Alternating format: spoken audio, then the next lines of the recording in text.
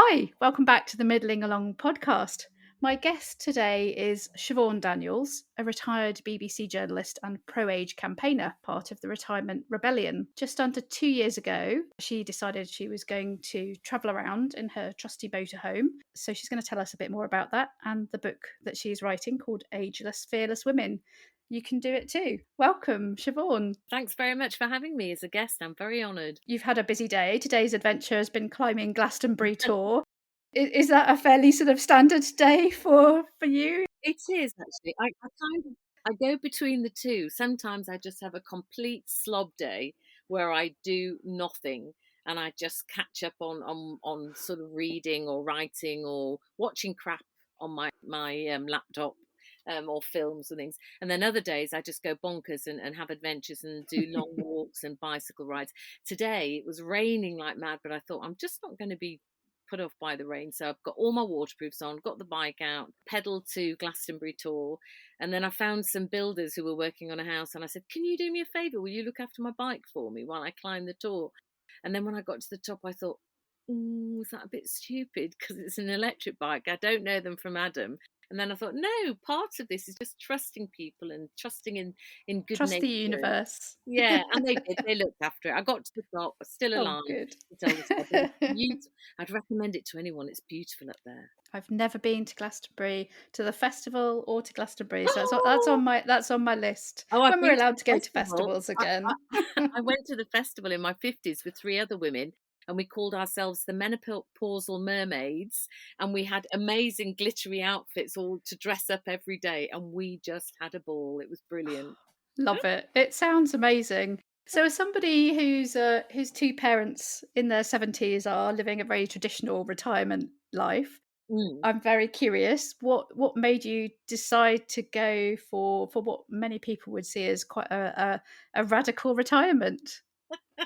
Yeah, I'm a retirement rebellion. I think there's a mixture of loads of things that happened to me in predominantly in my 50s, going through the menopause and being bullied at work and feeling marginalized at work and feeling there was ageism at play, whether my bosses would agree with that or not, but that's how I felt and Mm. how I felt I was made to feel in the workplace. So I was becoming despondent about life. I was hearing people having discussions in the newsroom about ageism and about being old, and they'd talk about people over 50. And it was almost very dismissive tones and dismissive narratives. And I didn't like it. And just before I was 50, my daughter went to university and I took a gap year from work and I went around the world solo with a rucksack. And I had an amazing time and felt completely ageless. But that's put seeds in my mind that this was the kind of life that I wanted to live. So a mixture of that, knowing I wanted to travel when I retired, and feeling more and more angry about ageism and the narratives around getting old and the Mm. dismissiveness of people and the way people are treated in the workplace and with the menopause. I decided that when I retired, I was going to buy a motorhome and travel around and champion pro-aging and challenge ageist stereotypes of what people thought retired pensioners did. And so basically that's what I do. That's what I'm doing, and I'm thoroughly enjoying doing it. So, one of the important questions is, I want to know: does your motorhome have a name?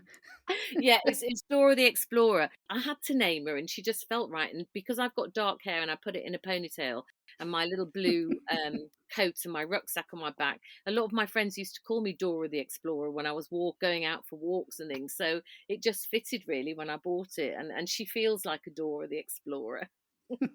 Fantastic. How big is your motorhome? I mean, it's you sort of, you're traveling alone, but is it pretty spacious? Does it? When I was choosing, when I first went to look for them, I hadn't a clue what I wanted or what I needed with a motorhome, to be honest. But I did know at the same time as deciding to retire and buy my motorhome, I was becoming disenchanted that everybody was seemed to be going out and working long hours to buy lots of Mm. stuff and spending loads of money and buying stuff they didn't need. And I was as guilty, of that. And so one of the things I wanted to do was to really downsize, get rid of all my possessions. I've got a few stored with my sister-in-law in her garage, thankfully, but I got rid of most of my possessions and decided that I could live with very little and still be happy. And so when I was choosing my motorhome, I wanted to make sure that I could still have a few ornaments around and a few books, but the comforts of I've got a shower, I've got central heating, I've got fridge freezer, I've got an oven and a grill. I've got it's like a tiny little bed set on wheels, and the front two seats turn round like armchairs.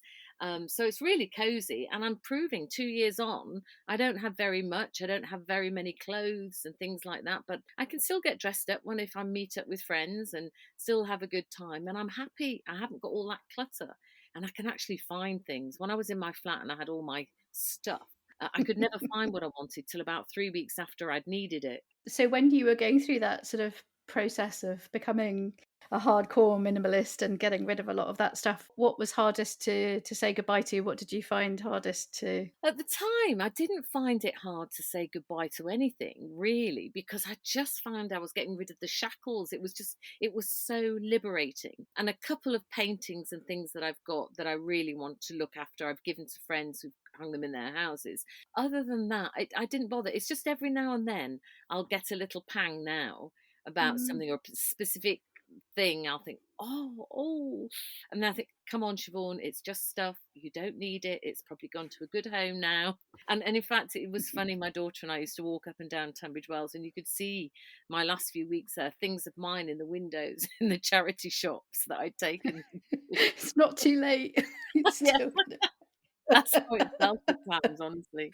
But I found it liberating, and I love the fact that I can survive with so little. And I've got bits and bats. I've got a few little luxuries.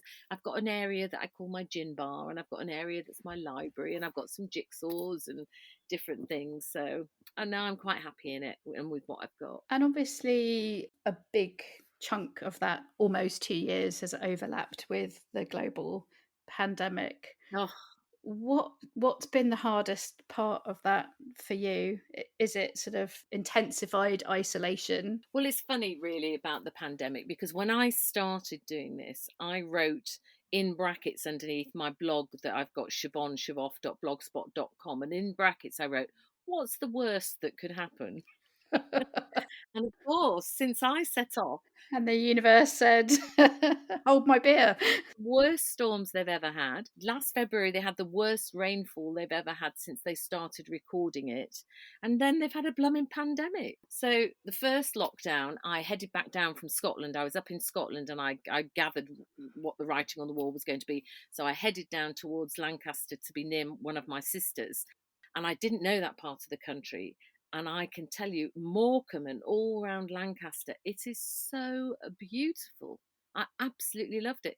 So I was stuck in a field for 4 months with another couple who just happened to arrive from New Zealand the day before, got their motorhome, Oh swung gosh. outside here, fortunately, and bought all bits and bats and stuff they needed. So the three of us were stuck in two motorhomes in this field for 4 months. So we So went on. you bonded. You Oh, fully yeah. bonded. At a distance, at a safe COVID distance, we bonded. But we went on loads of cycle rides and walks, and it was just brilliant. And when it was VE Day, we decorated our motorhomes at a distance and bought bottles of champagne and things. It was great. It was really good. But the second lockdown, that hit me hard. Um, because the first one was summer and it was sunny and it was Yeah. nice and outdoorsy. The second one, starting in November, it's really hard being in a motorhome when the sun sets at 20 to 4. Before, I could go down for a walk and I'd go to a little cafe or the pub and get talking to locals and find out about the history. But of course, I couldn't go out and mix with anybody. So I was literally in a field on my own for 5 months. And the people who own the field, they used to do an online shop. So I'd message them what I needed from Mazda. They'd order it, text me, say your order's here, leave the bags outside, and I transfer money on my phone. So I didn't even go shopping or anything really. So Quite a monastic existence. it was, and I always said I could do with my own company and I don't get lonely and it's fine. But I think the darkness and everything, I did go into a dark place, and I didn't realize until I've come out of lockdown how bad it actually was.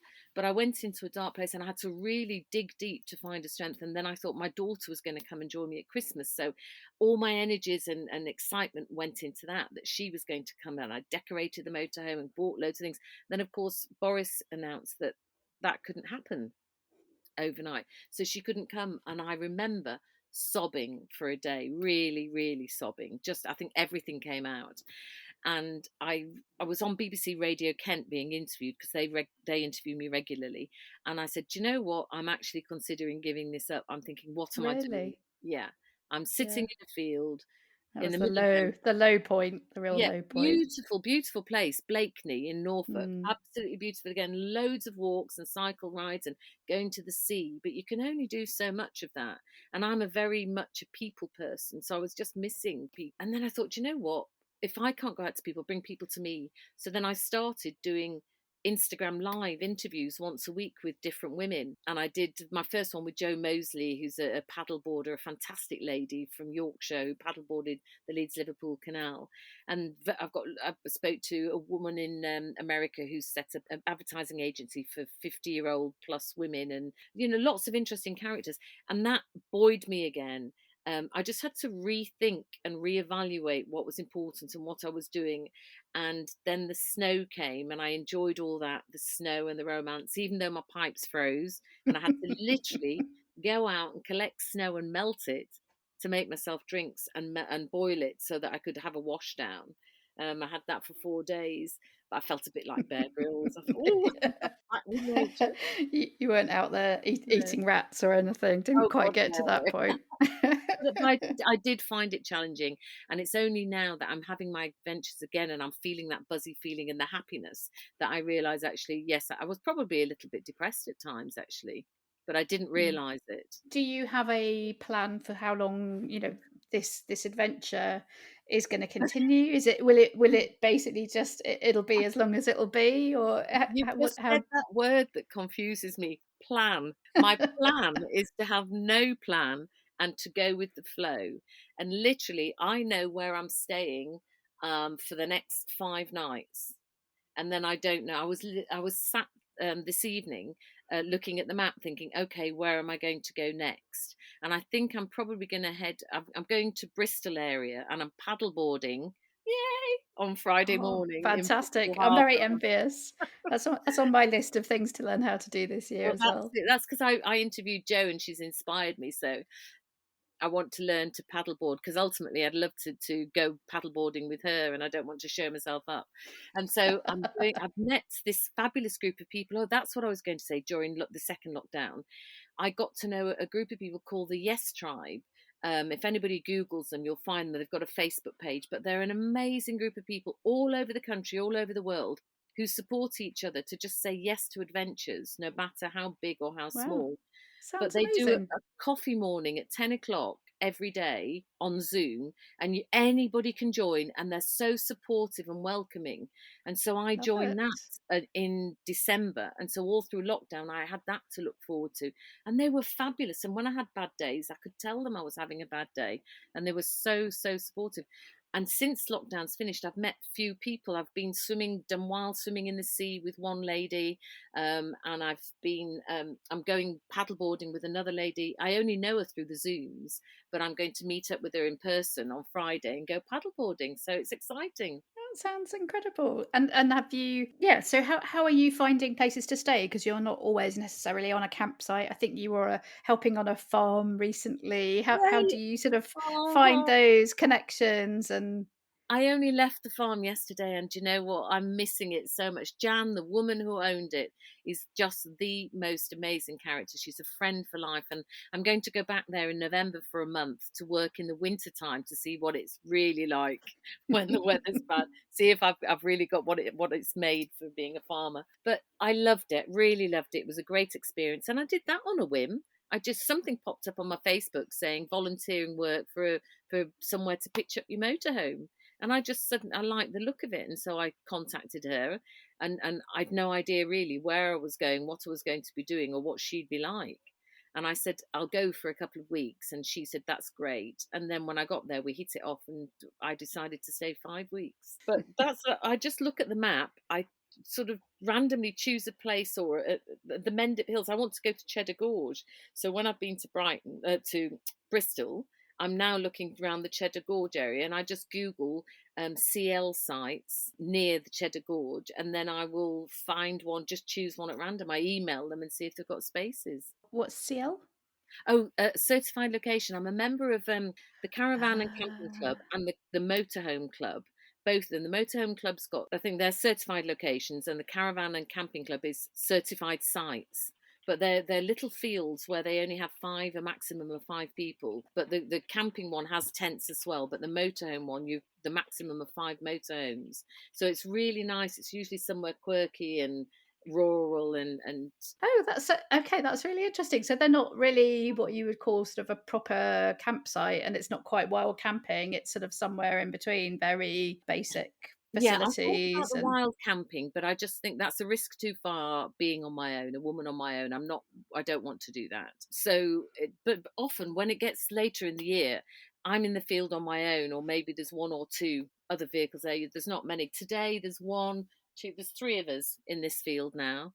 But then the weekends they tend to get filled up. But I don't go to try to stay away from the touristy places like Devon and Cornwall and Wales things during mm. all the summer times when it's busy. I like to go in October, November times when Yeah, I was just joking all with some friends last week actually that I think we're going to Wales in the summer, and sort of with 30% of the the rest of the UK, yeah. another lot where the Mm. rest will be in Devon and Cornwall. So yeah, it's but then there's so many other places, incredible places for me, so many places in the UK that I've never been to. That Well, this is why my whole adventure is centered on Great Britain because there are so many places, and I've mm, been up to Scotland, and I'm doing lots of places around Britain, England. I need to do Wales next, but like I say, it's a bit full at the moment. I'm waiting for some people to come back into England, yeah. and I want to do Ireland. I'm so looking forward to doing that. I want to do 2 or 3 months. So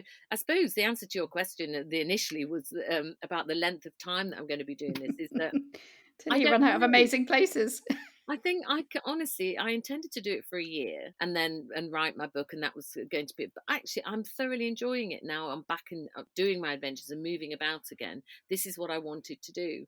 So, I was in the Sunday Telegraph paper only the other week about being part of the retirement rebellion, and there is a strong momentum building of people embracing positive aging and pro aging, and we don't want anti-aging things because from the day we're born we're all aging, so we don't want anti-aging creams and anti this and we want things that'll enhance aging and let us age the best way that we possibly can and have the best life that we possibly can because we've only got one shot at this, and that's how I Exactly. And feel. yeah, not ready to just say goodbye to the office, pick up the Sudoku and No. stick the TV on for another 20 years or And 30 all the years while or that I more. feel fit enough to do it, I'm going to do it. But I mean, my body's creaky all now. I have aches and pains, but I force myself to sort of try and stretch, keep going, push myself, go cycling, and hopefully I'll age, as best I can. You mentioned the book, so can you tell us a little bit more about that? Well, the book, what I'm writing about really, it's predominantly about me and my adventures and my life, how I've overcome various things in my life and how I've broken down challenges to be able to attain them. From the very first time when I was in my teens, when a boyfriend at the time, I was waiting to start my general nursing, and he said to me, "Come back to Sicily with me." And I didn't even know where Sicily was on the map. I didn't speak Italian. I didn't really have any money, but I had 6 months to fill, and I said, "Yeah, okay." And that was the first time I'd said yes to a big adventure. But through that, I've got lifelong friends. I speak fluent Italian. And so good things came from that. And again, going around the world. And since I've been 50, I've run 2 marathons. I've climbed the 3 Yorkshire Peaks. I've climbed Mount Melange in Malawi.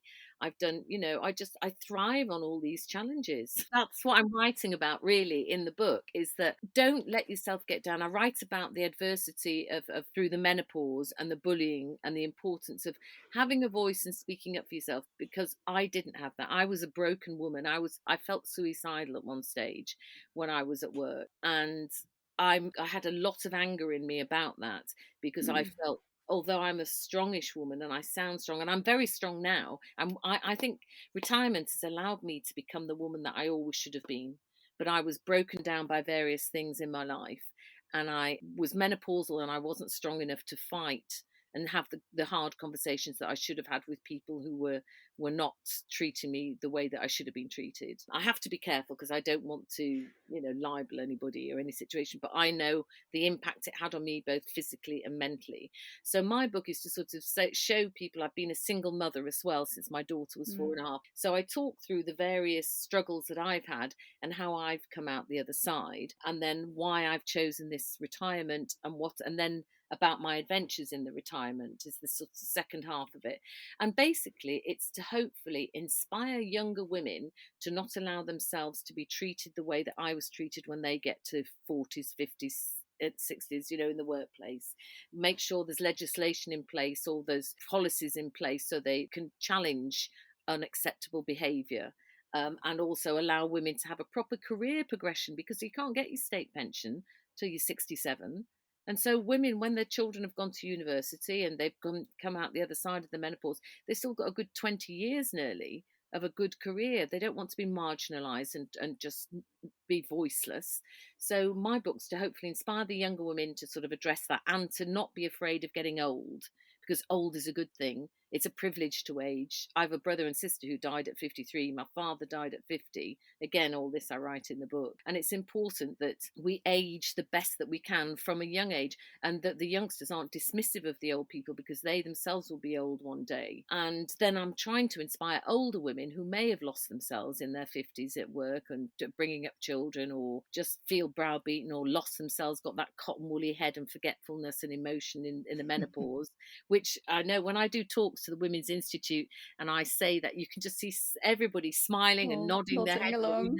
You know exactly what I'm talking about when I say cotton woolly head and emotional and anger and forgetfulness. So it's to hopefully inspire them to say, look, there is life after retirement. And if you may be physically infirm in some way, I'm not saying everybody can go running up and down hills and doing some of the crazy things I do, but any adventure that you want to have, how big or how small, but just challenge yourself every day. Have a thought about a little challenge and something, because when you achieve that challenge, the feeling you get afterwards is just lovely. And so that's what my book's about. It's hopefully to inspire young and old women, really. Well, you're certainly inspiring me, I think it's so true, isn't it? You keep adventuring and you stay young at heart. I think it's easy to get quite close-minded and into a sort of a Yeah. certain set routine, and it doesn't take much to just do something a little bit out of the ordinary, and then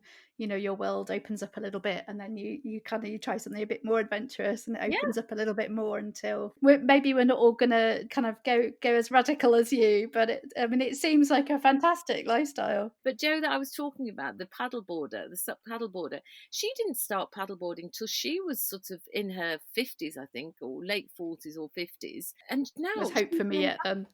she's an ambassador for all sorts of things, and for environmental things. She does beach cleaning, and she's just an amazing woman. And I'm connecting with, and there's a woman called Rachel Peru who's fabulous, Oh and yeah, she's I all know. about body image and women, embracing who they are in middle age, and having that voice and that confidence that we all seem to lose along the way. Not all, but a lot of us do. And she's a force to be reckoned with. And I'm meeting and connecting with more and more women like this in my life. And I was on a podcast the other day, the Two Northern Lasses, and that's an amazing podcast to be on as well. They just talk to sort of inspiring women, and that's what I want it to be. I want us all to have a voice as we get older, not to hide away, not to feel that we're marginalised. And more importantly, the media and advertising companies need to get on board with this. We need proper images that reflect what we're doing when we retire and how we look. I don't want Mm. to be reduced to body parts of crinkly little hands and slippers and things when they talk about Your over tenor pants 50. Yeah, anymore. yeah. Like, hello, There's nothing wrong with tennis out there with pants. huge purchasing power, not just buying tenor pants. Yeah, exactly. You know what I say. And that, so they need to change, and also change the narratives. Stop doing anti-aging shampoo was the thing I saw the other day. What's that all about, for goodness sake? You just want shampoo that's going to make your hair look lovely and clean and shiny and nice. So something that enhances aging. Creams that make you look as good as you can, make your skin feel as good as it can feel. I don't want anti-aging or to look young. Why are we sort of talking about old and aging as something that's negative?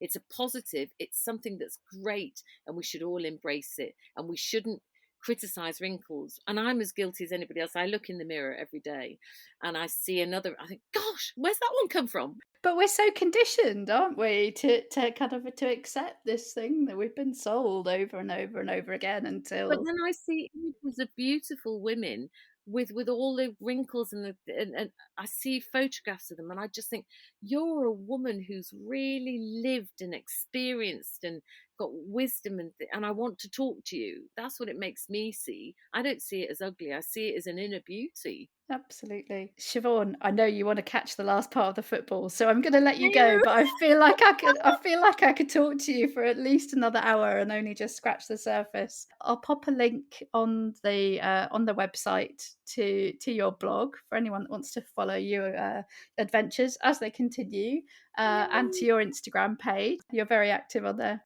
Enjoy the football. So thanks so You. much for chatting to me, and I look forward to seeing where you go next after It's your been paddleboarding. lovely talking to you. Thank you. You've been listening to the Middling Along podcast.